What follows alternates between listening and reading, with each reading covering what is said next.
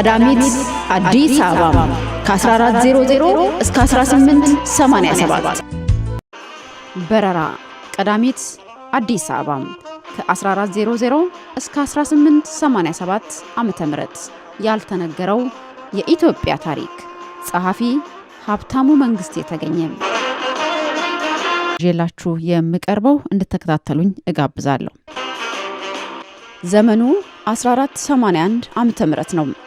በሕፃኑ ንጉስ በአጼ እስክንድርያ ስም ኢትዮጵያን ይመራ የነበረው ራስ አምደ ሚካኤል የመንግስት መልእክተኞችን ወደ ግብጽ የላከበት ዓመት። መልእክተኞቹ ወደ ግብጽ የተላኩበት ዓላማም በእስክንድርያ ፓትርያርክ ለኢትዮጵያ ቤተክርስቲያን ጳጳስ አሹመው እንዲያመጡ ነበር። የልኡካን ቡድኑ አባላት ወደ ሀገራቸው ከመመለሳቸው በፊት ኢየሩሳሌም ከተማ ቤተክርስቲያን ለመሳለም ሄደው አጭር ቆይታ አድርገው ነበር። በቆይታቸው ወቅትም በኢየሩሳሌም የቅዱስ ፍራንሲስ ገዳመ ጽዮን አበምኔት ከነበረው ዮሐንስ ቶማችሊ ከተባለ የካቶሊክ መነኩሴ ጋር ተዋወቁም። ቶማችሊም በጊዜው ለነበረው የካቶሊክ ቤተክርስቲያን ሊቀ ጳጳስ አምባሳደር መርጦ ከልኡካኑ ጋር ወደ ኢትዮጵያ ለመላክ ጥሩ አጋጣሚ መፈጠሩን አሳወቀም። የካቶሊኩ ሊቀ ጳጳስም ዮሐንስ ባቲስታ ዳ ኢሞላ ብሮኪና ዮሐንስ ዳ ካላብሪያ የተባሉትን አምባሳደሮች አድርገው ወደ ኢትዮጵያ ላከም። ብሮኪና ዳ ካላብሪያ ከሮም ተነስተው በካይሮ አልፈው በታህሳስ ወር 1482 ዓ.ም ሸዋ ውስጥ የንጉሱ መቀመጫ ወደ ነበረው ወደ በራራ ከተማ ገቡ። ሁለቱ የካቶሊክ ቤተክርስቲያን መልእክተኞች በመንግስት ደረጃ በኢትዮጵያ የመጀመሪያዎቹ የአውሮፓ አምባሳደሮች ለመሆን በቁም። በታህሳስ ወር 1483 ዓ.ም ከሮማ ጀምረው እስከ በራራ ከተማ ስላደረጉት ጉዞና ኢትዮጵያ ውስጥ ከንጉሱ ቤተመንግስት ስላዩት ነገር ሮኪ ለታዋቂው የቬኒስ ከተማ ጸሐፊ ለፍራንቸስኮ ሱሪያኖ በዝርዝር ነግሮት ነበር። ሱሪያኖም በራራ ከተማ ውስጥ ስለሚኖሩ የአውሮፓ ነዋሪዎች ብሮኪ የነገረውን የዓይን እማኝ ምስክር እንደሚከተለው ጽፈዋል። ከአትሮንስ ማርያም ተነስተን በአንድ ቀን ጉዞ ርቀት ላይ ከሚገኘው የአህያ ፈጅ ከተማ ደረስን። በሚዘንበው ከፍተኛ ዝናብ ምክንያት ወንዝ ጎርፍ አላሻግር ስላለንና አየሩም ለጉዞ ጥሩ ስላልነበረ ለ30 ቀናት እዚያው ተቀመጥን። ወንዙን ተሻግረን የ10 ቀን ጉዞ አድርገን በራራ ከሚገኘው ከንጉሱ ቤተመንግስት ከካህኑ ዮሐንስ ቤተመንግስት ደረስን። በቤተመንግስቱ 10 የተከበሩ ጣሊያውያንን አገኘን። እነርሱም የኔፐልሱ ጌታው ገብርኤል፣ የቬኒሱ ጌታው ጃኮሞ ዲ ጋርዞኒ፣ የቬኒሱ ጌታው ጴጥሮስ ዳ ሞንቴ፣ የበርጋንዲው ጌታው ፊሊጶስ፣ የካታላኑ ጌታው ኮንሳልቮ፣ የጀነዋው ጌታው ዮሐንስ ዳ ፊስኮና የሊቀ ጳጳሱን የድጋፍ ደብዳቤ ይዞ የሄደው የባሩቶው ወይም የባቫሪያው ጌታው ሊያስ ናቸው። እነዚህ ሁሉም ለ25 ዓመታት እዚያው በራራ የኖሩ ናቸው። ከ1480 ዓ.ም ጀምሮ ወደ በራራ የሄዱት የኒቆላዎስ ዳ ለካርቴ የወንድም ልጅ የሆነው የቬኒሱ ጌታው ዟን ዳርዱኖ፣ ስሙን ወደ ዞርዚ የቀየረው ተወዳጁ ጓደኛዬ አቀኛውና ግብረገቡ የሮማው ኮላዲሮሲ፣ የፒድሞንቱ ማቴዎስ፣ የማንቷዋው ሊቆላዎስ፣ የቬኒሱ ሊቆላዎስ ብራንካሊዮን፣ ቀድሞ የጠቀስነው የካላብሪያው ወንድም ዮሐንስና ባቲስታ ዳ ኢሞላ ናቸው። እኔም እነዚህን ሰዎች ከዚያ እንግዳ ሀገር ምን ሊሰሩ እንደሄዱ ጠየቅኳቸው። ጌጣጌጥና የከበረ ማዕድን ለማግኘት ፈልገን መጣን አሉኝ። ብሮኪና ዳ ካላብሪያ ወደ በራራ የመጡት በሰሜን ኢትዮጵያ ባህር ምድርን ያሁኑ ኤርትራ፣ ትግሬን፣ አንጎትንና ቤተ አማራን አቋርጠው ነው። የወንጭትን ወንዝ ተሻግረው የ10 ቀን ጉዞ ካደረጉ በኋላ የንጉሱ ቤተመንግስት ወደሚገኝበት ወደ በራራ ደረሱም። እስከ 16ኛው ምዕተ ዓመት መጨረሻ ድረስ አውሮፓውያኑ የኢትዮጵያ ንጉስ ካህኑ ዮሐንስ እያሉ ይጠሩት ነበር። ብሮኪም ይህን ተከትሎ በዘመኑ የነበረውን ንጉስ ካህኑ ዮሐንስ ይለዋል። በራራ ከተለያዩ የአውሮፓና የእስያ ሀገሮች የመጡ ሰዎች የሚኖርባት ዓለም አቀፋዊ ከተማ ነበረች። ብሮኪና ካላብሪያም በራራን በ1482 ዓ.ም በጎበኙበት ጊዜ ብዙ አውሮፓውያን አግኝተው ነበር። አንዳንዶቹ አውሮፓውያን በራራ መኖር የጀመሩት ብሮኪና ካላብሪያ ከተማዋን ከመጎብኘታቸው ከ25 ዓመታት በፊት ማለትም ከአጼ ዘርዓ ያዕቆብ ከ1434 እስከ 1468 ዘመነ መንግስት ጀምሮ ሲሆን ሌሎቹ ደግሞ በቅርብ ጊዜ ወደ ከተማዋ የመጡ ነበሩ። አብዛኛዎቹ የመጡት በዘመኑ ታዋቂ ከነበሩት የጣሊያን ከተሞች በተለይ ደግሞ ከቬኒስ ነበር። ቬኒሳውያኑ ጃኮሞ ዲ ጋርዞኒ፣ ጴጥሮስ ዳሞንቴ፣ ጁአን ዳርዱኖና ኒቆላዎስ ብራንካሊዮን ሲሆኑ የኔፐልሱ ገብርኤል፣ የጀነዋው ዮሐንስ ዳ ፊስኮ፣ የሮማው ኮላዲሮሲ፣ የዲሞንቱ ማቴዎስና የማንቶዋው ኒቆላዎስ ሁሉም የመጡት ከጣሊያን ነበር። ከጣሊያን በተጨማሪ ከጀርመን፣ ከስፔንና ከፈረንሳይ የመጡም ነበሩ። ፊሊጶስ የማዕከላዊ የፈረንሳይ የጥንት ግዛት የነበረው የበርጋንዲ ተወላጅ ሲሆን ኮንሳልቮ የስፔን የጥንት ግዛት የካታላን ተወላጅ ነው። ሊያስ ደግሞ ጀርመን ውስጥ የሚገኘው የባቫሪያ ግዛት ተወላጅ ነው። በዚያ ዘመን ጀርመኖች በኢትዮጵያ ብቻም ሳይሆን ብዙ የንግድ እንቅስቃሴ በነበረበት በመካከለኛው ምስራቅ አገሮች እንኳን በንግድ አይታወቁም ነበር። የጀርመን ተወላጅ በበራራ መኖሩ ከተማዋ የተለየ መስህብ እንደነበራት ያመላክታል።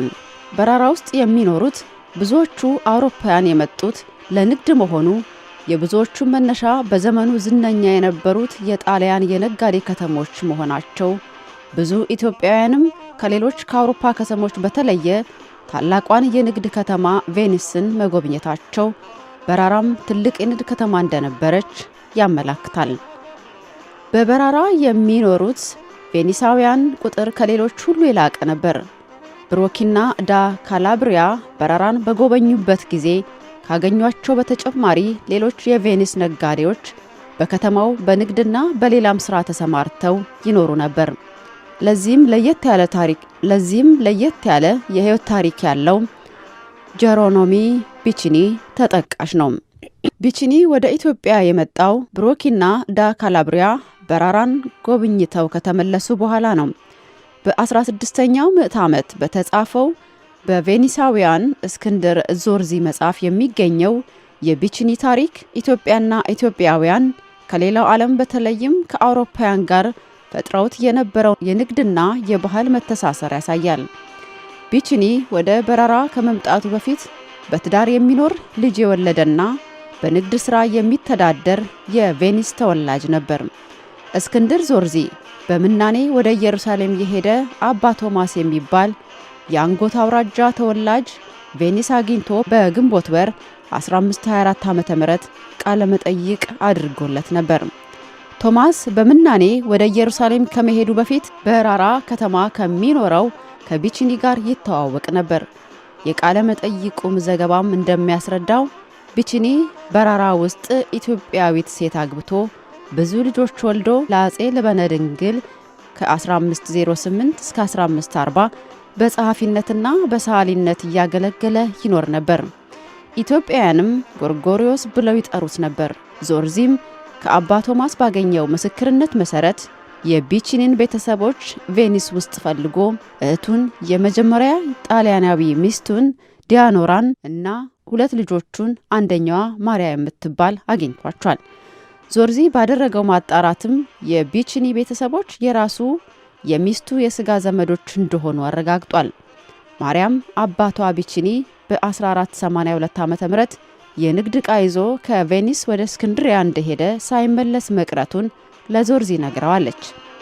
ቢቺኒ ወደ በራራ ከሄደ በኋላ ቤተሰቡን ትቶ እዚያው ለመቅረት ለምን እንደወሰነ አይታወቅም። ነገር ግን በራራ ሙያ ያላቸው የውጭ ሀገር ሰዎች በጣም ይፈለጉ ነበር። ለስራቸውም ጥሩ ክፍያ ከማግኘት አልፈው በመኳንንት ደረጃ ተከብረው ይኖሩ ነበር። ቢቺኒም በራራ መጥቶ የቀረው በዚህ ምክንያት ሳይሆን አይቀርም። በራራ ውስጥ የቅንጦት ኑሮ ከሚኖሩት የውጭ ሀገር ሰዎች አንዱ ቢቺኒ ነበር። ብዙ ስዕሎች ስለሳለለት ንጉሱ የመኖሪያ ቤትና ብዙ የጉልት መሬት ሰጥቶት ነበር። በተጨማሪም በፈጠጋራ አውራጃ ሶግራ የምትባል ከተማ አስተዳዳሪም ሆኖ በንጉሱ እንደተሾመና በሰባ ፈረሰኞች አጀብ ይንቀሳቀስ እንደነበረ ዞርዚ ከመዘገበው የአባ ቶማስ ቃለ መጠይቅ ለማወቅ ይቻላል። ከንጉሱ ጋርም የሰንጠረዥና የካርታ ጨዋታ ይጫወት ነበር። አሁን በምንኖርበት ጊዜ ዕደ ጥበብ ወይም ቴክኖሎጂ፣ ንግድና ትምህርት ሰዎችን በጣም እንዲቀራረቡ ረድቷቸዋል። ጊዜና ቦታ ሳይገድባቸው ሰዎች በቀላሉ ንግድ መነገድ ይችላሉ፣ ይገናኛሉ። ሰዎች ለተሻለ ኑሮ ከአንዱ ሀገር ወደ ሌላው ሀገር ይንቀሳቀሳሉ። በአጋጣሚ የተዋወቁትን ሰዎች ከብዙ ጊዜ በኋላ ባላሰቡበት ቦታ ማግኘት የተለመደ ነው። ዓለም አንድ ጠባብ መንደር እየሆነች የመጣችበትን ሁኔታ ምሁራን ሉላዊነት ይሉታል። ዘመናዊው ሉላዊነት መሰረቱ የተጣለው ደግሞ ቀደም ባሉት ምዕተ ዓመታት እንደሆነ ምሁራን ይስማማሉ። ስለ ቢቺኒ ያቀረብነው ታሪክ ዓለም ወደ ትንሽ መንደርነት እየተቀየረች መምጣት የጀመረችው ቀደም ባሉት ጊዜያት እንደነበረ ጥሩ ምስክር ነው። የዘርና የሃይማኖት ልዩነት ሳይገድባቸው ከሩቅም ከቅርብም የመጡ ሙስሊሞችም ክርስቲያኖችም በበራራ ይኖሩ ነበር። በቀጣይ ምዕራፎች በሰፊው እንደምናየው በ15ኛውና በ16ኛው ምዕተ ዓመታት በረራ ቢቺኒንና ብራንካሊዮንን ከቬኒስ፣ አሊ ታብሪዝን ከኢራን፣ ዮሐንስን ከግብፅ፣ ማቴዎስን ከአርሜኒያ፣ እንድሪያ ኮርሳሊን ከፍሎሬንስ የሳበቻቸው ከተማዋ በነበራት ከፍተኛ የንግድ እንቅስቃሴ ነው። የጥበብ ሰዎችም በራሳቸው አነሳሽነት ለስራ ፍለጋ እንዲሁም በኢትዮጵያ መንግስት ጋባዥነት ወደ በራራ ይመጡ ነበር። የበራራም የጥበብ ሰዎች መናኸሪያነት የግራኝ አህመድ የዘመቻ ታሪክ ጸሐፊ፣ የአረብ ፈቂህና ሌሎችም በዘመኑ የተጻፉ የታሪክ ምስክሮች ከሚያረጋግጡት በተጨማሪ እስከኛ ዘመን ተጠብቀው የዘለቁት ኢትዮጵያውያን መርቆሪዎስ የሚሉት የቬኒሳዊው የኒቆላዎስ ብራንካሊዮን የጥበብ ስራዎች ስለ ከተማዋ የባህል የጥበብና የሃይማኖት ተግባራት ይነግሩናል። ብራንካሊዮን ሰዓሊ ነበር። የዜግነት ሀገሩ የነበረችውን ኢትዮጵያን እንደ ትውልድ ሀገሩ እንደ ቬኒስ ነበር የሚያያት። የኢትዮጵያ ሰዎችም በጣም ያከብሩት ነበር። በ1482 ዓ.ም ብሮኪና ዳካሊብሪያ በራራን በጎበኙበት ጊዜ ከከተማዋ ካገኟቸው የአውሮፓ ሰዎች መካከል ብራንካሊዮን አንዱ ነበር። ከ40 ዓመት በኋላ በ1520 ዓ.ም ወደ ኢትዮጵያ መጥቶ የነበረው ፖርቹጋላዊ ፍራንሲስኮ አልቫርሽም ብራንካሊዮን እንደ ትልቅ መኮንን የተከበረና የቅንጦት ኑሮ የሚኖር እንደነበረ መስክሯል። የውጭ ሀገር ሰዎች ወደ በራራ የሚመጡበት ሌላው አብይ ምክንያት በአምባሳደርነት የመንግስት ተልዕኮ ለማስፈጸም ነው። በራራ ከአጼ ዳዊት ከ1380 እስከ 1413 ጀምሮ ከአጼ ለበነ ድንግል ከ1508 እስከ 1540 ዘመነ መንግስት የነገስታቱንና የጳጳሳቱ ዋና መቀመጫ ስለነበረች ነገስታቱና ጳጳሳቱን ለማግኘት የሚመጡ የውጭ ሀገር አምባሳደሮችን አስተናግዳለች። ብሮኪና ዳካላብሪያ እንዲሁም የበርጋንዲ ፊሊጶስ የመንግስት ተልዕኮ ይዘው ወደ በራራ የመጡ ናቸው። ብሮኪና ላብሪያ ወደ በራራ የሄዱት በኢትዮጵያ ቤተክርስቲያንና በካቶሊክ ቤተክርስቲያን መካከል አንድነት እንዲፈጠር ንጉሱን ለማግባባት ነበር። የተልኳቸው ስውር ዓላማ ግን የኢትዮጵያ ቤተክርስቲያን በካቶሊክ ቤተክርስቲያን ስር እንድትሆንና በካቶሊኩ ሊቀ ጳጳስ የተሾመ የሃይማኖት መሪ እንዲያስተዳድራት ለማድረግ ሁኔታውን ለማጥናትና ለማመቻቸት ነበር። ፊሊጶስም በራራ የቀረው የንጉሱን የፊሊጶስ ሳልሳዊ ከ1419 እስከ 1467 ተልዕኮ ለማስፈጸም መጥቶ ነበር። አፍሪካ ነክ ጉዳዮችን በንቃት ከሚከታተሉት ጥቂት የአውሮፓ ነገስታት የብርጋንዲና የፖርቹጋል ነገስታት ዋነኞቹ ነበሩ። በራራ መካነ ጳጳስ ስለነበረች የሃይማኖት ጉባኤ ይካሄድባት ነበር። በአጼ ዘርዓ ያዕቆብ ዘመነ መንግስት በደቂቀ እስጢፋኖሶችና በኢትዮጵያ ቤተክርስቲያን መሪዎች መካከል ስግደት ስለሚገባውና ስለማይገባው ስለ መስቀልና ስለ ሌሎችም ጉዳዮች በተፈጠረ ልዩነት ምክንያት የተጠራው የሃይማኖት ጉባኤ የተካሄደው በራራ ውስጥ ነበር። ጉባኤውን ለመታደም ከተለያዩ አድባራት የሃይማኖት መሪዎች ወደ በራራ ሄደዋል። ከጳጳሳት ስልጣነ ክህነት ወይም ቡራኬ ለመቀበል ኢትዮጵያውያን ወደ በራራ ይሄዱ ነበር። በራራ በምናኔ ወደ ኢየሩሳሌም የሚሄዱ የብዙ ኢትዮጵያውያን የጉዞ መነሻም ነበረች። በመካከለኛ ዘመን ከነበሩት የኢትዮጵያ ከተሞች በሀገር ውስጥም ሆነ በውጭ ሀገር ሰዎች መልክዓ ምድራዊ አቀማመጧ በዓለም ደረጃ በተሻለ የምትታወቀው በራራ ነበረች። በራራንና አካባቢዋን በ1450 ዓ.ም ቬኒሳዊው መነኩሴ ፍራ ማውሮ በሳለው የዓለም ካርታ በትክክለኛ ቦታቸው አስፍሯቸው እናገኛቸዋለን። ከበራራ ታሪክ ጋር በተያያዘ ያገኘናቸው የታሪክ ምስክሮች እንደሚያመለክቱት እስካሁን ስለ መካከለኛው ዘመንና ስለ ዘመናዊ የኢትዮጵያ ታሪክ በተለይም ስለ አዲስ አበባ መሰራረት መስተካከል የሚገባቸው በጽሑፍ የዋሉና በቃል የሚነገሩ የተሳሳቱ ትርክቶች አሉ። የአዲስ አበባና በአዲስ አበባ ዙሪያ ያለው ስፍራ የመዲናነትና የከተማነት ታሪክ የሚጀምረው ዛሬ በብዙ ሰው እንደሚታመነው በዳግማዊ አጼ ምኒልክ በ1889 እስከ 1913 ዘመን አይደለም። የአዲስ አበባ ከተማ የተቆረቆረችው የበረራ ከተማ ከነበረችበት ስፍራ ላይ ነው። በሰፊው እንደምናየው ምኒልክ ካልጠፋ ስፍራ ወደ አዲስ አበባ የሄደውና ዋና መዲናውን በዚያ የመሰረተው ስፍራው የአጼ ዳዊት ከተማ በረራ የነበረበት ስለሆነ ነው።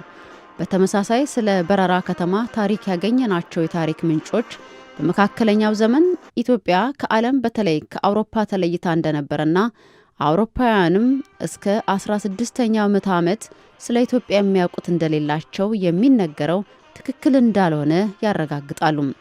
ከግብጽ ቀጥሎ በመካከለኛው ዘመን በአፍሪካ ካሉ ሀገሮች ሁሉ የኢትዮጵያ መልክዓ ምድር በአውሮፓውያን የተሻለ ይታወቅ ነበር። ኢትዮጵያ በዘመኑ በተሳለው የዓለም ካርታ ጎልታ መታየቷ ከአውሮፓ ጋር የነበራት ግንኙነት ውጤት ነው። በተለይም ደግሞ የዓለምን ታሪክ የቀየረው በ1450 ዓ.ም የተሳለው የፍራ ማውሮ ካርታ የኢትዮጵያንና የአውሮፓውያንን የመቀራረብ የመረጃ ልውውጥና ትብብር ውጤት ነው። በምሁራን ዘንድ እስካሁን የሚነገረው ሌላው መታረቅ ያለበት የቆየ ትርክት በመካከለኛው ዘመን የነበሩ የኢትዮጵያ ነገስታት ቋሚና የረጋ መዲና አልነበራቸውም የሚለው ነው። ይህን አስተሳሰብ በያዙ ምሁራን ዘንድ ኢትዮጵያ በረጅም ታሪኳ የነበሯትን መዲናዎች 4 ብቻ ሲሆኑ እነሱም አክሱም፣ ላሊበላ፣ ጎንደርና አዲስ አበባ ናቸው። ነገር ግን ከ14ኛው ምዕተ ዓመት መጨረሻ ገደማ ጀምሮ እስከ 1531 ዓ.ም ድረስ በረራ የነገስታቱና የጳጳሳቱ ዋና መቀመጫ እንደነበረች የማይተዋወቁም የሚተዋወቁም ኢትዮጵያውያንም የውጭ ሀገር ሰዎችም በተለያየ ቦታና ጊዜ ምስክርነታቸውን ሰጥተዋል። በእርግጥ ነገስታቱ በሸዋ ውስጥ ከቦታ ቦታ ይዘዋወሩና ይከትሙ ነበር። ሆኖም ግን ቋሚና ዋና መዲናቸው በራራ ነበረች። በዚህ ረገድ የጎንደር ዘመን ታሪክ ከበረራ ታሪክ ጋር ይመሳሰላል። የዘመኑ ነገስታት መንበረ መንግስት ጎንደር ብትሆንም እስከ ጎንደር ዘመነ መንግስት ፍጻሜ ድረስ ነገስታቱ አንድ ጊዜ ጎጃም ውስጥ ከሚገኘው ይባብ ከተማ፣ ሌላ ጊዜ በጌ ምድር ውስጥ ከሚገኘው አሪንጎ ከተማ እየተዘዋወሩ የመንግስት ስርዓት ይፈጽሙ ነበር። ሆኖም ግን ነገስታቱ ይባባ፣ አሪንጎና ጎንደር ስለተዘዋወሩ ጎንደር ዋና መዲና አልነበረችም ማለት አይደለም። የበራራ የዋና ከተማ 00 እስከ 1887 ዓመተ ምህረት ቀዳሚ ጥናቶችና የመጽሐፉ አስፈላጊነት እስካሁን ድረስ በራራን ርዕስ አድርጎ ስለ ከተማው መሰራረት፣ እድገት፣ ውድመትና ዳግም ልደት የተጻፈ መጽሐፍ የለም። ከዚህ በፊት በበረራ ታሪክ ላይ የተደረጉ ጥቂት ጥናቶችም ከተማዋ በመካከለኛው ዘመን የኢትዮጵያ ታሪክ የነበራትን የባህል፣ የፖለቲካ፣ የሃይማኖትና የንግድ ማዕከልነትን ጠቀሜታ በሚገባ አያንጸባርቁም። የመካከለኛውን ዘመን የኢትዮጵያን ታሪክ በሚመለከት ዋና ዋቢ ተደርጎ የሚቆጠረው የታደሰ ታምራት መጽሐፍ ነው። ነገር ግን ታደሰ በረራን በካርታ ላይ ከማሳየት ያለፈ ስለ ከተማዋ ምንም ነገር አልጻፈም።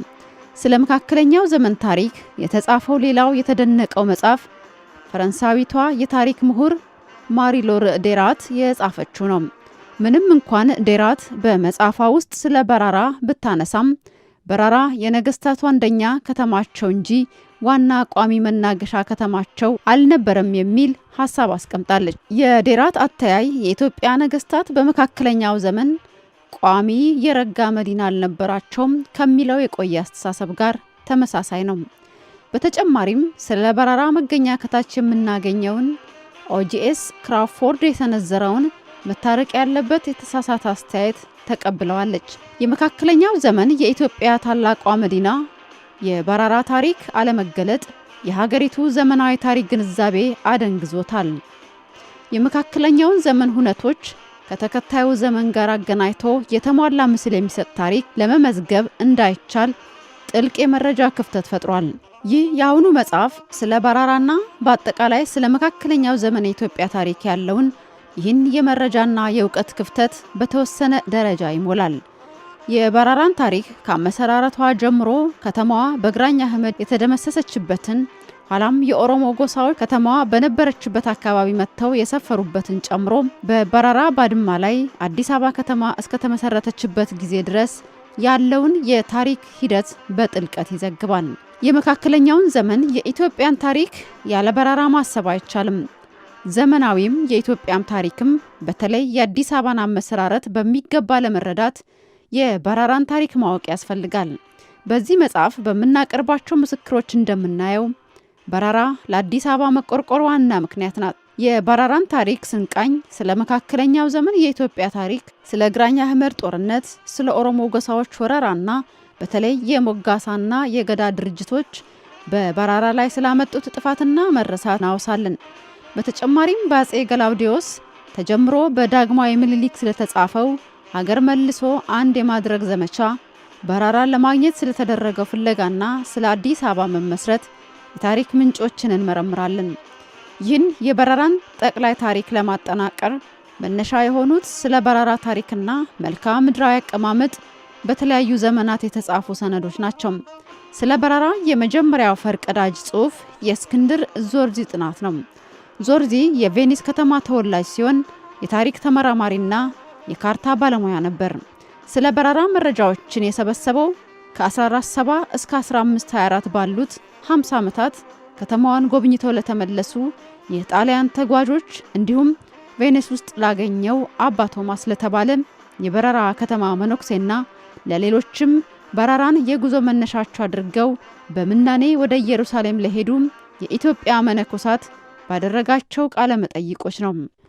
የዞርዚ መረጃዎች የተሰበሰቡት የኢትዮጵያ መልክዓ ምድር፣ የአስተዳደር ወሰን፣ የህዝብ ስብጥርና አሰፋፈር በግራኝ አህመድና በበረይቱማና በቦረን የኦሮሞ ጎሳዎች እንዳልነበረ ሆኖ ከመቀየሩ በፊት ስለሆነ ጠቀሜታው እጅግ የጎላ ነው። ምንም እንኳን መረጃዎቹ በአመዛኙ መልክዓ ምድራዊ ይዘት ቢኖራቸውም ስለ በራራ ከተማ የንግድ እንቅስቃሴና ስለ መዲናነቷም አበይት ሁኔታዎችን ይዘዋል። ከዞርዚ በኋላ ስለ በራራ ሰፋ ያለ ጥናት ያደረገው እንግሊዛዊ የታሪክ ተመራማሪ የቅርስ ጥበቃና እንክብካቤ ባለሙያ ኦጂኤስ ክራውፎርድ ነው። ክራውፎርድ የበራራን ታሪክና መገኛ ለመጀመሪያ ጊዜ በጥልቀት ያጠና ተመራማሪ ነው። መጽሐፉን ያሳተመው በ1958 ዓ.ም ሲሆን ለጥናቱ መረጃዎችን ከሶስት ምንጮች አግኝቷል። አንደኛው ዞርዚ የሰበሰበው መረጃ ነው። ሁለተኛው በ1450 ዓ.ም ፍራ ማውሮ የሳለው የዓለም ካርታና በ1456 ዓ.ም ጴጥሮስ ዴል ማሳዮና ሁግ ደ ኮሚኒሊስ በጋራ የሳሉት ኢጅፔተስ ኖቤሎ የተባለው የግብጽና የኢትዮጵያ ካርታ ነው። ሶስተኛው ደግሞ በተለያዩ የሸዋ አካባቢዎች በተለይ በየረር አካባቢ የመስክ ጥናት በማድረግ ያገኘው መረጃ ነው። ክራውፎርድ በራራ ውስጥ ይኖሩ ስለነበሩ አውሮፓውያን ጽፏል። የጥናቱ ትኩረት ግን የበራራን ትክክለኛ መገኛ የት እንደነበረ ማወቅ ነው። ክራውፎርድ የበራራን መገኛ ከየረር በስተደቡብ 16 ማይል ርቀት ወይም 25 ኪሎ ሜትር ላይ የሚገኘው ልዩ ስሙ ቦሮራ የተባለ ተራራ ነው ብሎ ደምድሟል። ማስረጃ ያደረገውም የፍራ ማውሮን ካርታ ነው። ካርታው እንደሚያሳየው ከበራራ በስተ ምስራቅ የሚፈስ ዶኮ የሚባል ወንዝ አለ። ክራውፎርድ ዶኮ የተባለው የዱከም ወንዝ ነው ብሎ ግምቱን ሰጥቷል። ከዚህ በመነሳት የበራራ መገኛ የዱከም ወንዝ ከሚመነጭበት በዘመነ ቀዳሚ በሆኑ ጽፎች ኤረር ተብሎ ተጽፎ እናገኘዋለን። ከዚህ በመነሳት የበራራ መገኛ የዱከም ወንዝ ከሚመነጭበት የረር ወይም በዘመነ ቀዳሚ በሆኑ ጽፎች ኤረር ተብሎ ተጽፎ እናገኘዋለን። ተራራ አካባቢ ነው ወደሚል ድምዳሜ ደረሰም። ይህ ግን በሁለት ዋና ዋና ምክንያቶች ትክክል አይደለም። አንደኛው ምክንያት በመካከለኛው ዘመን የረር ቦሮራ የተባለው አካባቢና ዱከም ሁሉም የሚገኙት በፈጠጋር አውራጃ ስር ነበር። ነገር ግን የበራራ ከተማ የምትገኘው በሸዋ አውራጃ ወረብ በተባለ ወረዳ ውስጥ ነበር። የክራውፎርድ ጥናት ዋናው ድክመት በኢትዮጵያን የተጻፉ የኢትዮጵያ የታሪክ ሰነዶችን አለማገናዘቡ ነው። በዚህ ምክንያት የኢትዮጵያን የጥንት አውራጃዎች የአስተዳደር ወሰናቸውንና አቀማመጣቸውን አሳስቷል። ክራውፎርድ የፍራ ማውሮን ካርታ መሬት ላይ ካለው የተራሮችና የወንዞች አቀማመጥ የሸዋንና የፈጠጋርን የአስተዳደር ወሰኖች ሳያገናዝብ በበራራ ወይም በቦሮራ የድምፅ ተመሳሳይነት ብቻ ነው ድምዳሜ ላይ ደረሰም። ራሱም እንዳመነው የቦሮራ ተራራ ከየረርና ከዱከም በጣም ይርቃል። ሁለተኛው ምክንያት የዱከም ወንዝ የፍሰት አቅጣጫ በፍራማውራ ካርታ ላይ ካለው ዶኮ ወንዝ የፍሰት አቅጣጫ ጋር አይገጣጠምም። በተቃራኒው ደግሞ የዶኮ ወንዝ የፍሰት አቅጣጫ የአሁኑ የትንሹ አቃቂ ወንዝ ጋር አንድ ነው። በካርታው መሰረት የበራራ ከተማ የሚገኘው ከዶኮ ወንዝ በስተ ምዕራብ፣ ከአምባ ነገስት የአሁኑ መናገሻ ተራራ በስተ ምስራቅ ነው። ይህ ማለት በመካከለኛው ዘመን በአሁኑ መናገሻና በአሁኑ ትንሹ አቃቂ ወንዝ መካከል የሚገኘው ከተማ በራራ ነበር ማለት ነው። የፍራማውሮን ካርታ በሳተላይት ምስል በመታገዝ በአዲስ አበባ ዙሪያ ካሉት ቦታዎች ጋር በማገናዘብ ለማወቅ እንደሚቻለው የበራራ ትክክለኛ መገኛ ሰሜን ምዕራብ አዲስ አበባ ሲሆን የከተማው ማዕከል ኮልፌ ቀራኒዮ አካባቢ ነው። ምንም እንኳን የበራራንና የሌሎችንም አንዳንድ ስፍራዎች ትክክለኛ አቀማመጥ ቢያሳስትም የክራውፎርድ ጥናት ለበራራና ለመካከለኛው ዘመን ታሪክ ዘላቂ አስተዋጽኦ አድርጓል። በክራውፎርድ ቀጥሎ በራራን የሚመለከቱ ጠቃሚ ታሪክ ምንጮችን ያሳተመው በኢትዮጵያ ታሪክ ጥልቅ ምርምር ያደረገውና በብራና ላይ የተጻፉ የታሪክ ምንጮችንና መጻሕፍትን በማሰናዳትና በመተርጎም የሚታወቀው ጌታቸው ኃይሌ ነው። ጌታቸው በራራ ውስጥ ስለነበረ የንግድ እንቅስቃሴ በግዕዝ ቋንቋ የተጻፈ ጥሬ የታሪክ ምንጭ ወደ እንግሊዘኛ ተርጉሞ አቅርቧል።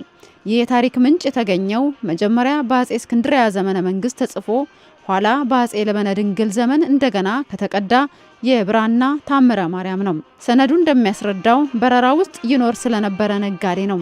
መጽሐፉ በራራ ከተማ የነበረ ቤተ ክርስቲያን ንብረት ሊሆን ይችላል።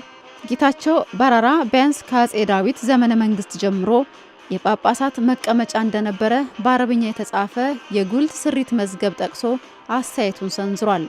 የስሪት መዝገቡ የተጻፈበት ቦታ በመካነ ጳጳስ እንደሆነ ይገለጻል።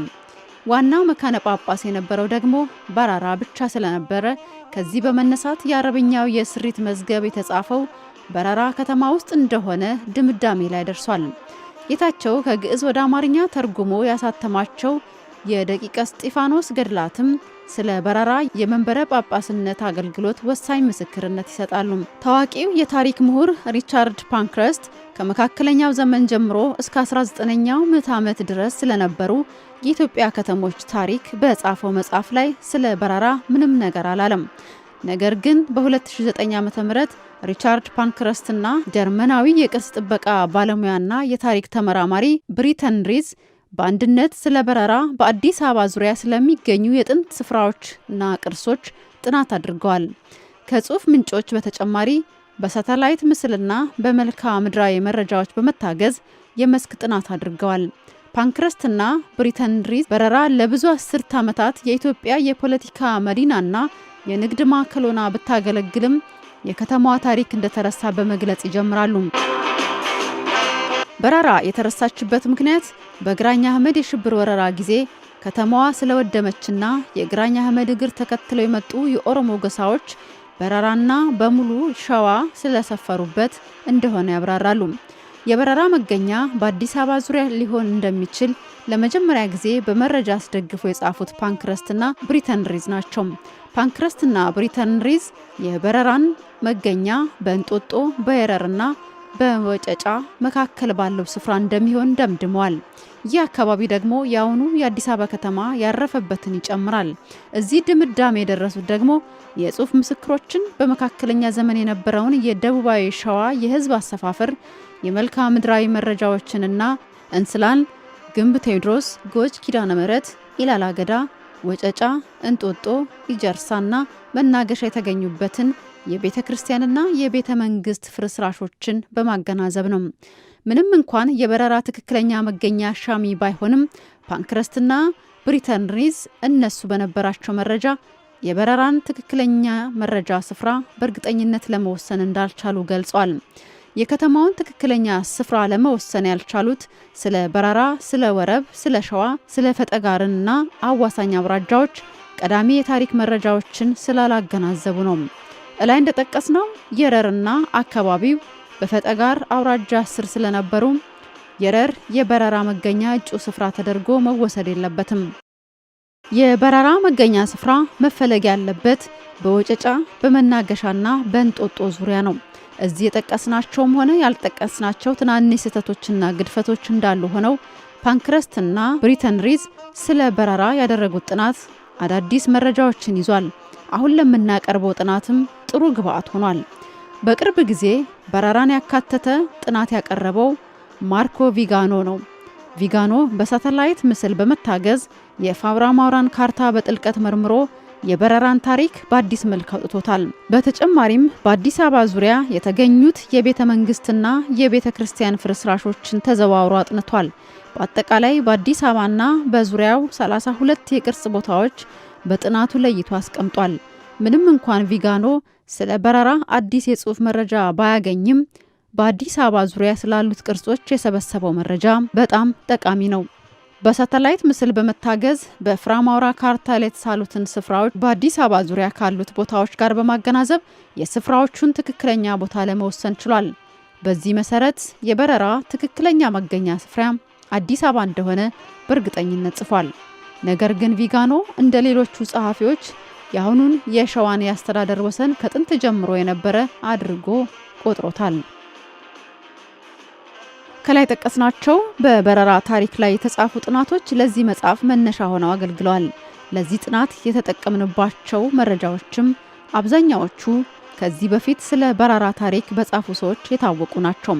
በተለየ ደግሞ ከዚህ ቀደም ስለ በረራ በጻፉ ምሁራን ያልታወቁ በግዕዝ ቋንቋ የተጻፉ ቀዳሚ ምስክሮችን መርምረናል።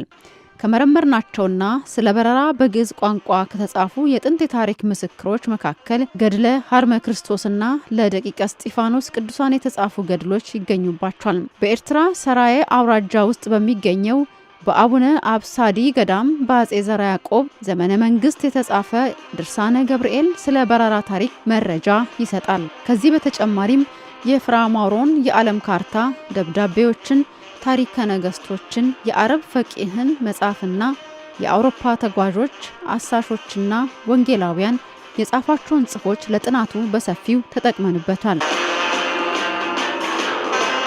በረራና አዲስ አበባ በመካከለኛው ዘመን ኢትዮጵያ በከፍተኛ የስልጣኔ ጎዳና ላይ ነበረች። ኢትዮጵያ ከቀረው ዓለም ጋር በአገር አቋራጭ የንግድ መስመሮች ተሳስራም ነበር። በረራን ጨምሮ ከፍተኛ የንግድ እንቅስቃሴ የነበረባቸው ብዙ ከተሞች ተመስርተው ነበር።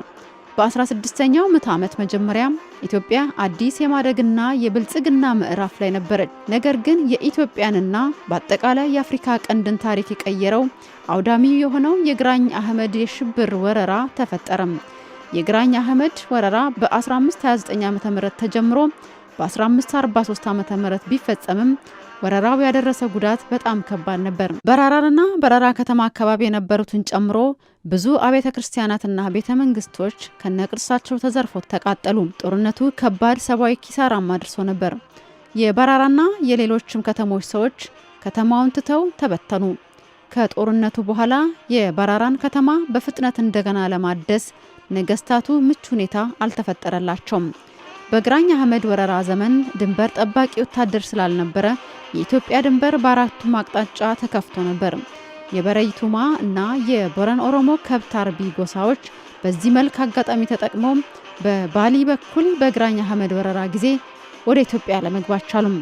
በ16ኛው ምዕተ ዓመት የተለያዩ የኦሮሞ ጎሳዎች ነባሩን ህዝብ ማፈናቀልና በመግደል በሸዋ፣ በዳሞት፣ በባሊ፣ በወጅ፣ በደዋሮ፣ በፈጠጋርና በሌሎችም የጥንት የኢትዮጵያ አውራጃዎች እንደሰፈሩ ቀሩም።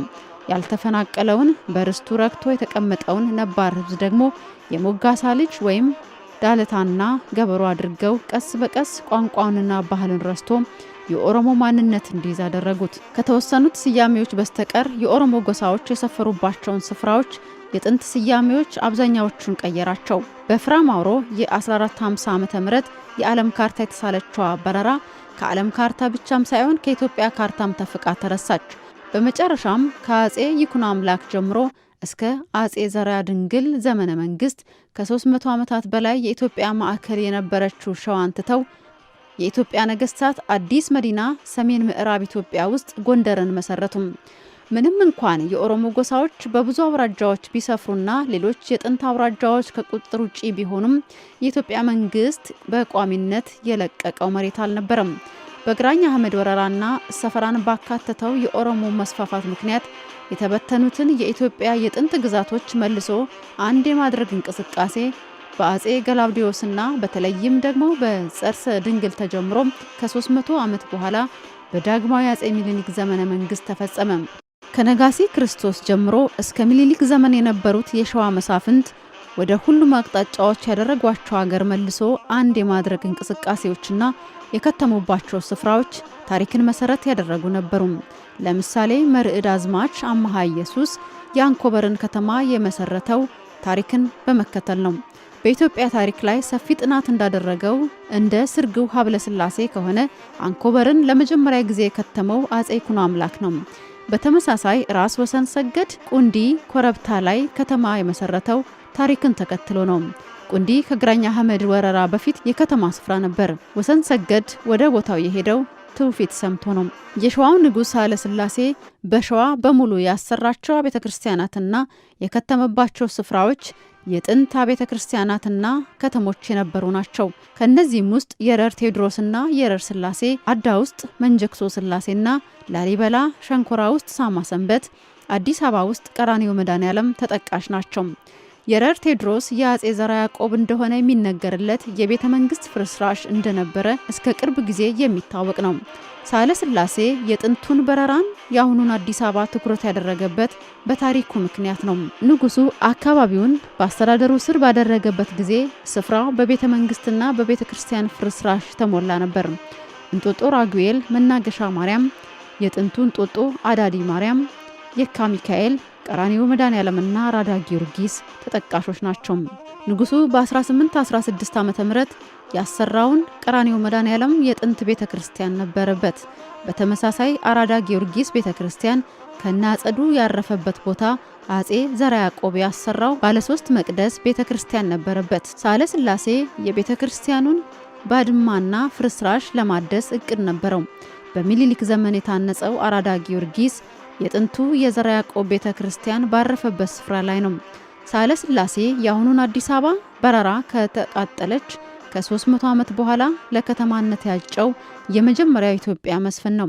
የአሁኑ የሚኒሊክ ቤተ መንግስት በተሰራበት ስፍራ ቤት ሰርቶ ዙሪያውን በእድሞ አጥሮት ነበር። ሚኒሊክም የከተመባቸውና አብያተ ክርስቲያናት ያሰራባቸው ስፍራዎች በታሪክ ላይ የተመሰረቱ ናቸው። ሚኒሊክ ለከተማ ተስማሚ የሆነ የስፍራ ችግር አልነበረበትም።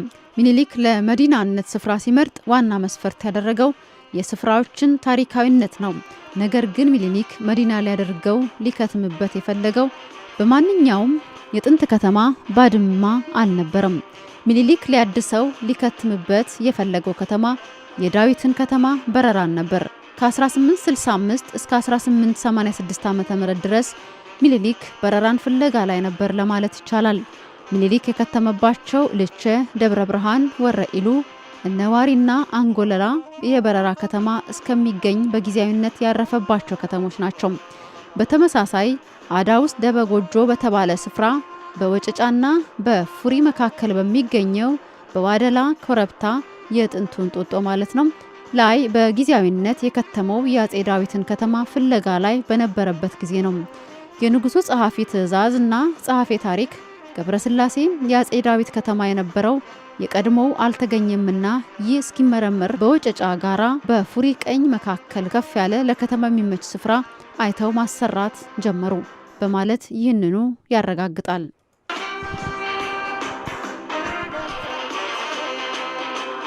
በመቀጠልም በ1882 ዓ.ም የዳዊት ከተማ ሰሜን አዲስ አበባ እንጦጦ እንደተገኘና በዚህ ምክንያት ንጉሱ መዲናውን ከጥንት እንጦጦ ከዋደላ ሰሜን አዲስ አበባ ወደሚገኘው ወደ እንጦጦ እንዳዛወረ ገብረስላሴ ጽፏል። ሚኒሊክ ሰሜን አዲስ አበባ የዳዊት ከተማ የበረራ አካል መሆኑን ያረጋገጠለት ደግሞ ባለ 5 ማዕዘን ቅርጽ ባለው ባለ 12 የመመልከቻ ማማ የድንጋይ እድሞና የመከላከያ ቁፍር የተከበበ የቤተ መንግስት ፍርስራሽ መገኘቱ ነው። በመጨረሻ በ1886 ዓ.ም በንጉሱ ባለቤት በጣይቱ አማካይነት ንጉሥ ኃይለ ሥላሴ ባሳጠረው ቅጥር ውስጥ የአዲስ አበባ ከተማ ተመሰረተም። አራዳ የነበረው የዘርዓ ያዕቆብ ቤተክርስቲያን ፍርስራሽ፣ የካ ሚካኤል እንዲሁም መናገሻ የነበሩት የጥንት ቤተክርስቲያናት ፍርስራሾችም ታደሱ። ለአዲስ አበባ መመስረት የበረራ ታሪክ ቀጥተኛ አስተዋጽኦ አለው የምንለው ለዚህ ነው። ከ1865 ጀምሮ ምኒልክ ለመዲናነት ሲፈልግ የነበረው የቀድሞ ነገስታት የከተሙበትን ማንኛውንም የጥንት ከተማ አልነበረም። ለከተማ ቦታነት መስፈርቱ የጥንት ከተማ ቢሆን ኖሮ የረር፣ ደብረ ብርሃን፣ አንኮበርም በታሪክነታቸው በምኒልክ ለመዲናነት ይታጩ ነበር። ነገር ግን ምኒልክ ይፈልገው የነበረ ከተማ አንድ የተወሰነ ንጉስ ወይም ልበነ ድንግል ይኖርበት የነበረውን የአጼ ዳዊትን ከተማ በራራን ነው። ስለዚህ የአዲስ አበባ መመስረት የበራራ ትንሳኤ ወይም ዳግም ልደት ተደርጎ መታየት አለበት። ለማጠቃለል ያህል በረራ ለአዲስ አበባ መመስረት ዋና ምክንያት ነበረች። በመሆኑም የአዲስ አበባን አመሰራረት ከዳዊት ከተማ ከበረራ ታሪክ ለይቶ ማየት አይቻልም።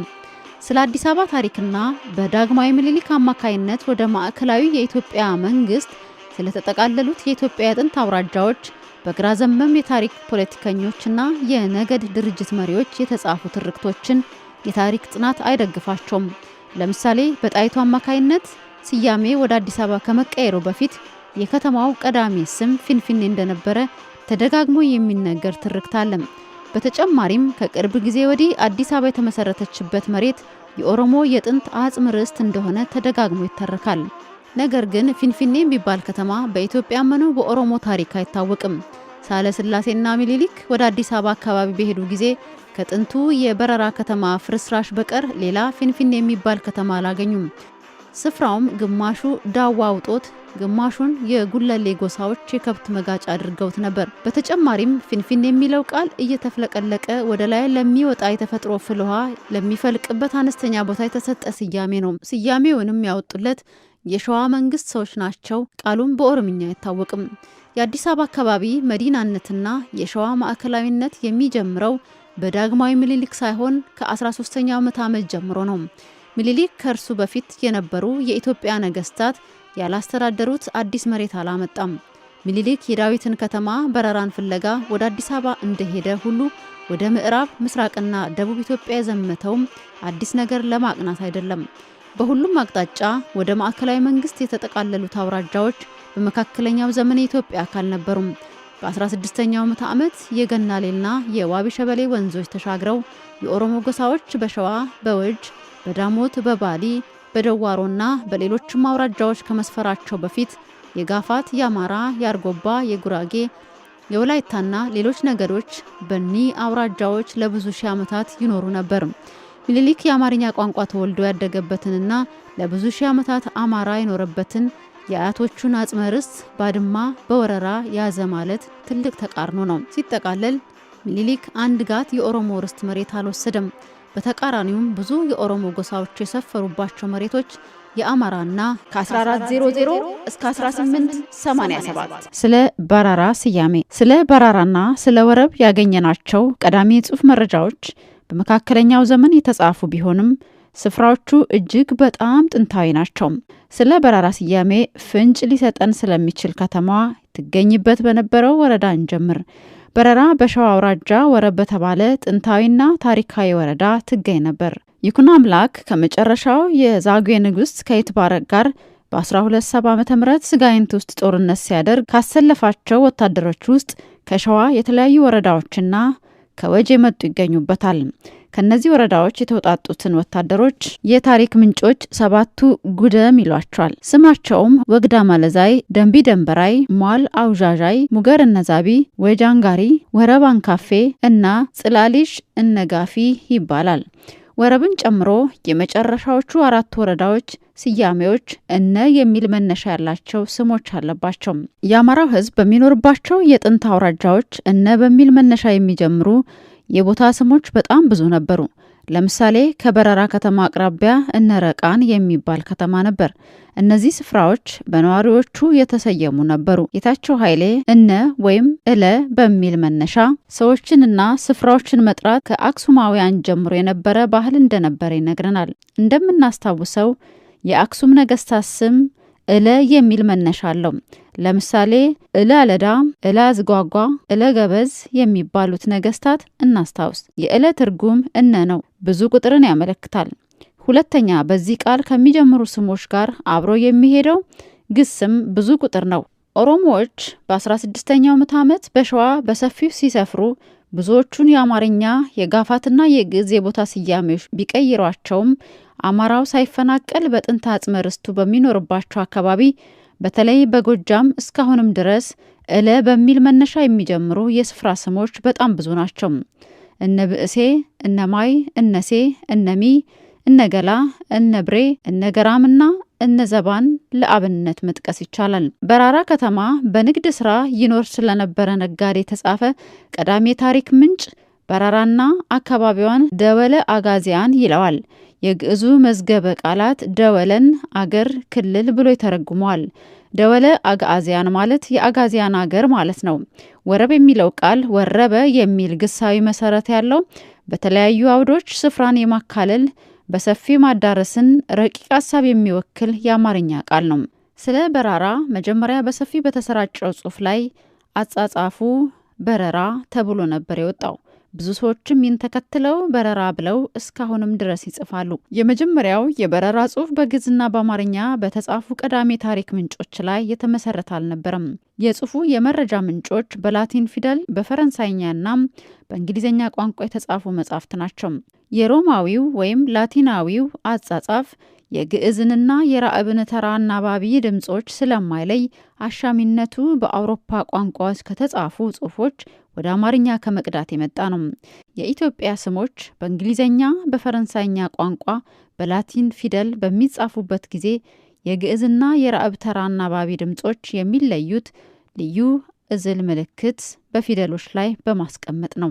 ባራራ የሚለው የላቲን አጻጻፍ በአማርኛ በራራ ወይም በረራ ብሎ ማንበብና መጻፍ ስለሚቻል ነው። ስለዚህ የበረራ ስያሜ ትክክለኛ የቃል ቅርጽ ሊወሰን የሚችለው በዘመነ ቀዳሚ የሆኑ የግዕዝ ወይም የአማርኛ ጽሑፎችን በማመሳከር ብቻ ነው። በዚህ መሰረት ሁሉንም መረጃዎች አመሳክረን ትክክለኛ ሆኖ ያገኘነውን አጻጻፍ በራራ የሚለው ነው። የበራራን ትክክለኛ አጻጻፍ በሚመለከት ካገኘናቸው ቀዳሚ የጽሑፍ ምስክሮች ጀርመናዊው ኢዮብ ሉዶልፍ በ1681 ዓ.ም ያሳተመው የኢትዮጵያ ታሪክ መጽሐፍ አንዱ ነው። ሉዶልፍ መጽሐፉን የጻፈው አባ ጎርጎሪዮስ በሰጠው የጽሑፍና የቃል ምስክር መሰረት ነው። ጎርጎሪዮስ ተወልዶ ያደገው በቀድሞ ቤተ አማራ የአሁኑ ወሎ ውስጥ በሚገኘው በመካነ ስላሴ ነው። ጎርጎሪዮስ ወደ አውሮፓ የሄደው የካቶሊክ ወንጌላውያን በአጼ ፋሲለደስ ትእዛዝ ኢትዮጵያን ለቀው እንዲወጡ በተደረገበት ጊዜ ነው። ጎርጎሪዮስ የግዕዝ የጋፋትና የአማርኛ ቋንቋ ይችላል። ለሉዶልፍ ስለ ኢትዮጵያ አውራጃዎችና ከተሞች ብዙ መረጃ በጽሑፍም በቃሉም ሰጥቶታል። ለሉዶልፍ ከሰጠው የስፍራ ስሞች አንዱ በራራ ነው። የቦታው ትክክለኛ አጻጻፍ በራራ ነው። በእጁ ጽፎ ከመስጠት በተጨማሪ ጎርጎሪዮስ የስፍራ ስሞችን በመጥራት ለሉዶልፍ በድምፅ አሰምቶታል። ሉዶልፍ ለዚህ ጉዳይ እንዲህ ይላል። ጎርጎሪዮስ 30 አውራጃዎችንና ከተሞችን በስም ጠቅሶልኛል። ምናልባትም ሌሎች ሰዎች ከወረዳ የማያስበልጧቸውን ጥቂት አነስ አነስ የሚሉ ግዛቶችንም ጨምሮ እነዚህ በአንደበቱ ሲናገር የሰማዋቸው ራሱም በጽሑፍ የከተባቸው ናቸውና አንባቢው ስለ ትክክለኛና እውነተኛ ንባባቸው ሊተማመን ይችላል። ሉዶልፍ የስፍራ ስሞችን ጎርጎሪዮስ በጽሑፉ ጽፎ ሰጠኝ፣ ስሞችንም በአንደበቱ ሲናገር ሰማዋቸው ይላል። በዚህ ምክንያት መጽሐፉን የሚያነቡት ሰዎች ስለ ስፍራ ስሞች አጻጻፍ ትክክለኛነት እርግጠኛ መሆን ይችላሉ ይላል። በአባ ጎርጎሪዮስ መሰረት የከተማችን ትክክለኛ አጻጻፍ በራራ ነው። ጎርጎሪዮስ ለሉዶልፍ በኢትዮጵያ ያሉትን ብዙዎቹን ታላላቅና ታናናሽ አውራጃዎች በግዕዝ ፊደል በዝርዝር ጽፎ ሰጥቶታል። ጎርጎሪዮስ ከሁሉም የጥንት አውራጃዎችና በውስጣቸው ካሉት የስፍራ ስሞች ይልቅ ዝርዝር መረጃ የሰጠው በሸዋና በቤተ አማራ ውስጥ ስላሉት ስፍራዎች ነው። ከሌሎች በተለየ በቤተ አማራና በሸዋ በአጠቃላይ 36 የሚሆኑ ከተሞችና ወረዳዎች ተዘርዝረዋል። በራራ 7ኛ ተራ ቁጥር ላይ ተጽፋለች። ይህ ሁሉ ምክንያት አለው። ሉዶልፍ የኢትዮጵያን አውራጃዎች በራሱ መስፈርት ደረጃ አውጥቶላቸዋል። መስፈርት ያደረገው ደግሞ በኢትዮጵያ የነበራቸው የሕግ፣ የአስተዳደር፣ የፖለቲካ ተጽዕኖና የታሪክ ፋይዳ ነው። በዚህ መስፈርት መሰረት ቤተ አማራና ሸዋ ቀዳሚ ሆነው ተጽፏል። በሸዋም ሆነ በቤተ አማራ ያሉትን ወረዳዎችና ስፍራዎች አማራ በሚል ርዕስ ዘርዝሯቸዋል። ሉዶልፍ የፖለቲካ ተጽዕኖና የታሪክ ፋይዳ መስፈርት ያደረገው የነገስታትና የመኳንንት ዋና መቀመጫነትን ነው። የኢትዮጵያ ነገስታት መኳንንትና የቤተ መንግስት ሰዎች መቀመጫቸው ደግሞ ሸዋና ቤተ አማራ ነበሩ። ባራራንና ሌሎችም ስፍራዎች በአማራ ስር የዘረዘራቸው የነገስታቱና የመኳንንቱ መቀመጫ ስለሆኑ ነው። የጎርጎሪዮስ የበራራ አጻጻፍ ትክክለኛ ስለመሆኑ ሁለት ተጨማሪ ቀዳሚ የጽሑፍ ምስክሮችን አቅርብ። ስለ በራራ በግዕዝ ቋንቋ ከተጻፉ የጥንት የታሪክ ምስክሮች ውስጥ ገድለ አርመ ክርስቶስና ገድለ ደቂቀ እስጢፋኖስ ይገኙበታል። ደቂቀ እስጢፋኖሶችም ሆኑ አቡነ መርሃ ክርስቶስ የኖሩት በ15ኛው ምዕተ ዓመት ነው። የደቂቀ እስጢፋኖስ ገድሎች የተጻፉት በ15ኛው ምዕተ ዓመት ሲሆን ገድለ መርሃ ክርስቶስ የተጻፈው ደግሞ በ16ኛው ምዕተ ዓመት ነው። መርሃ ክርስቶስ የደብረ ሊባኖስ ገዳም 9ኛ በመኔት ሲሆን ገዳሙንም ያስተዳደረው ከ1463 እስከ 1497 ዓ.ም ነው። ተወልዶ ያደገው ከበራራ በስተደቡብ ይገኝ በነበረው ወጅ በሚባል የጥንት አውራጃ ውስጥ ነው። ገድለ መርሃ ክርስቶስ ደግሞ የተጻፈው ከአቡነ መርሃ ክርስቶስ ቀጥሎ የደብረ ሊባኖስ አበመኔት ሆኖ ከ1497 እስከ 1524 ዓ.ም ባገለገለው በአባ ጴጥሮስ ዘመን ደብረ ሊባኖስ ገዳም ውስጥ ነው። መርሃ ክርስቶስ የቅስና ሹመት ያገኘው መቀመጫው በራራ ከተማ ከነበረው ከአቡነ ገብርኤል ነው። አቡነ ገብርኤል ደግሞ በአጼ ዘርዓ ያዕቆብ ዘመን ከነበሩት ከሁለቱ የግብጽ የኢትዮጵያ ቤተክርስቲያን ጳጳሳት አንደኛው ነው። ስለዚህ ከታሪኩ ጋር ቅርበት ስላለው ገድለ መርሃ ክርስቶስ ላይ ያለውን አጻጻፍ በራራ የሚለውን እንከተላለን። በእርግጠኝነት የከተማችን ስም ትክክለኛው አጻጻፍ በራራ ነው። በራራ የሚለው ቃል በቅርጽም ሆነ በፍች በብዙዎቹ ሴማዊ ቋንቋዎች በተለይ በአማርኛ የጸና መሰረት አለው። የፍችና የድምጽ መሰረቱ ብር የሚለው ዘረ ቃል ነው። የመውጣትንና የመግለጥን ረቂቅ ጽንሰ ሐሳብ ይዛል። ብርን የሚጋሩ የአማርኛ ቃላት ሁሉ ይህን የፍች ዘር ይወርሳሉ። ዘረ ቃሉ የሚመሰርታቸው ስርወ ቃላት በግስ አምድ የሚገለጹ በራ፣ በረረና በረበረ በሰፊ የሚታወቁ ናቸው። የመውጣትና የመግለጥ ጽንሰ ሐሳብ በእነዚህ አምዶች እንደሚንጸባረቅ ለማስተዋል ብዙ መመራመር አይጠይቅም። መብራትን፣ መብረርን እንዲሁም መበርበር መውጣትንና መግለጥ አለባቸውና የበረረን ስርወ ቃል ጥልቅ ሴማዊ መሰረት የመረመሩ የሶስት ምሁራን ጥናቶችን ቀጥሎ እንመልከት። የመጀመሪያው ጥናት የሞሴ ሲልቫ ጥናት ነው።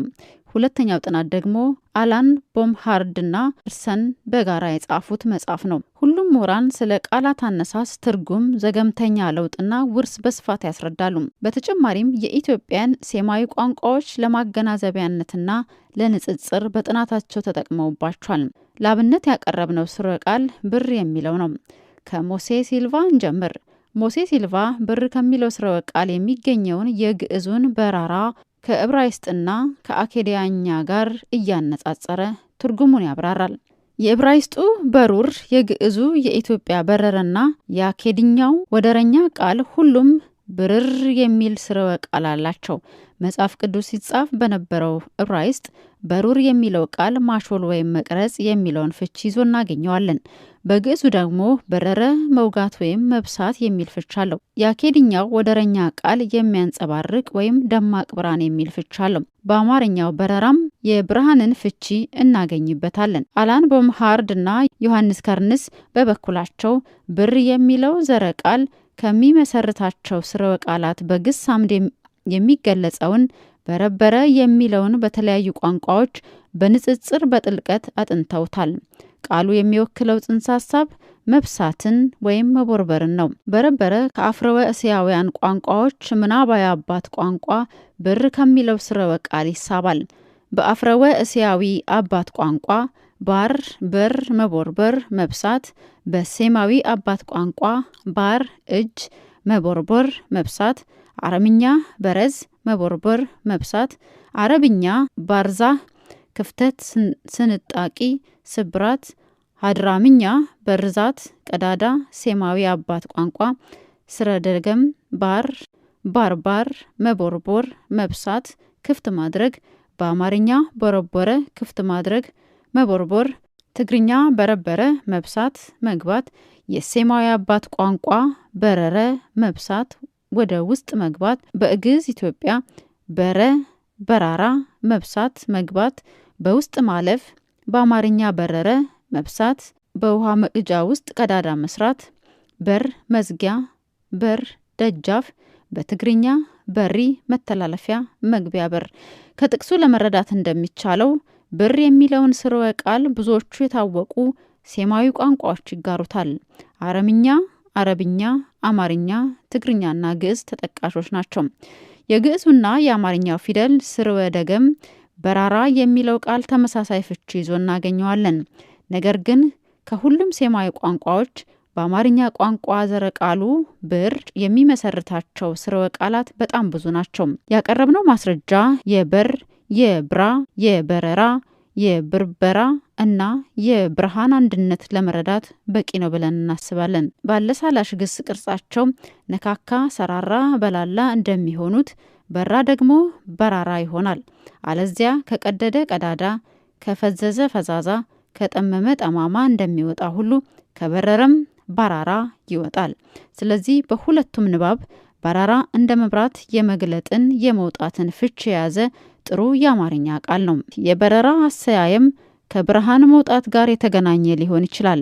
ስፍራዎችን በብርሃን መሰየም ያልተለመደ አልነበረም። ለምሳሌ ጎጃም የሚገኘውን ፈለገ ብርሃንን እና ሸዋ የሚገኘውን ደብረ ብርሃንን መጥቀስ ይቻላል።